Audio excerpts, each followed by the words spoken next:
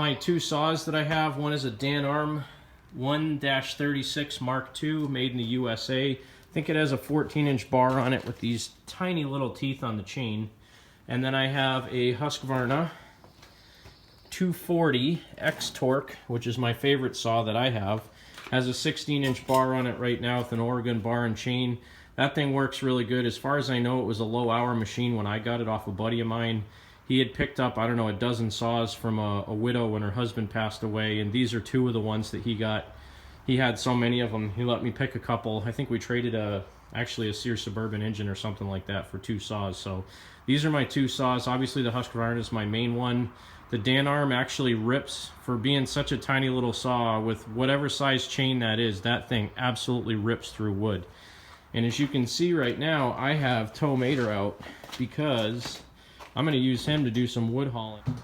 So before I start this thing up, let me just give you guys a quick walk around because I haven't done a video on this tractor in a long time. This is a 1971 SS14 Hydrotrack, or Hydrotrack 14, however you want to say it. This has a, I don't even know what brand engine this is. Can't really read the tag. XINGYUE, so Xingyu engine group, 10 horse diesel engine. This came off of a generator that only had 28 hours on it. The gen head went bad because the guy was turning the engine on and off with the gen head engaged, and it's not really good for it. This is a custom made air intake out of a computer monitor bracket that I got from work.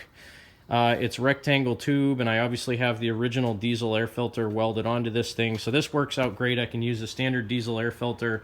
The exhaust, I used part of the original 10 horse muffler on this, so the original muffler would have connected on over here.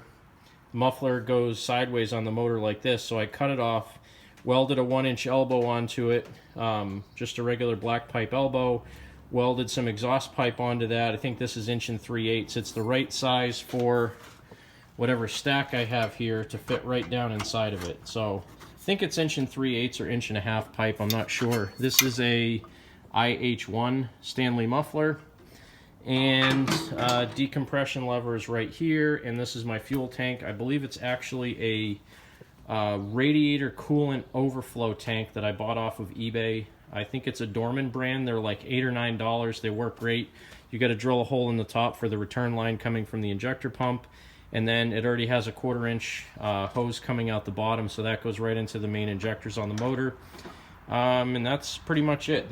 Because this was a generator engine, it actually does have a tapered shaft, but these actually have about 1.5 inches or 1 3/4 inch section of the crank that is 1 inch in diameter, or about 26 millimeters, so it's slightly bigger than 1 inch.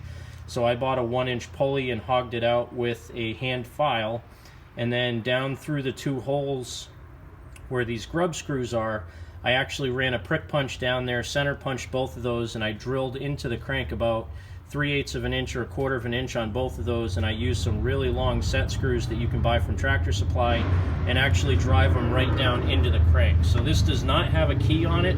All it has is these two grub screws holding that on. That's how I do tapered shafts. It's the easiest way I've found to do it.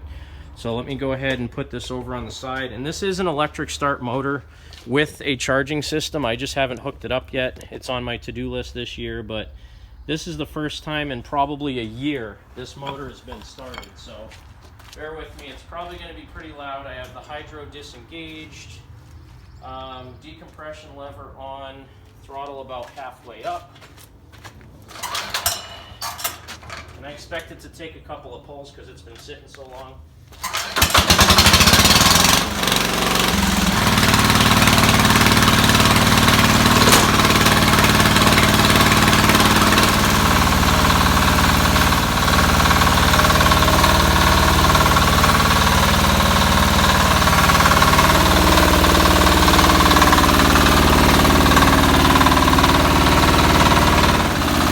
Feels like the transmission's a little sluggish. I'm not sure why, so I'm going to run it up and down my hill over there and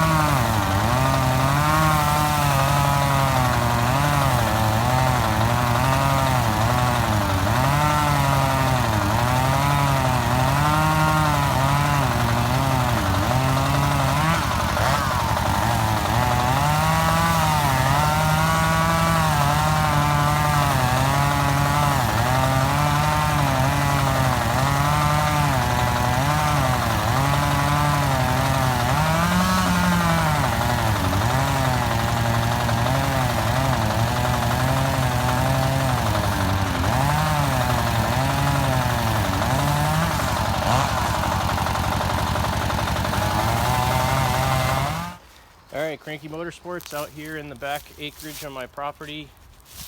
You can see there's a lot of dead trees that I've been cutting down. There's a whole bunch more out here. That property in the back over there, that's about 30 something acres that the house next door owns. I would love to buy some of that stuff because it has a slight upgrade. Even if I bought like 4 or 5 acres directly behind my property, it would be a great place to mess around out there, put a small shooting range in, but we'll see how that goes. Probably never happen. But I got all these dead trees I got to cut down, and I got another dead one over here and some other stuff. So I'm just working on cleaning some stuff up today. May not get everything done that I want to, but I'm trying to take down a bunch of the loose dead stuff, so we'll get to it.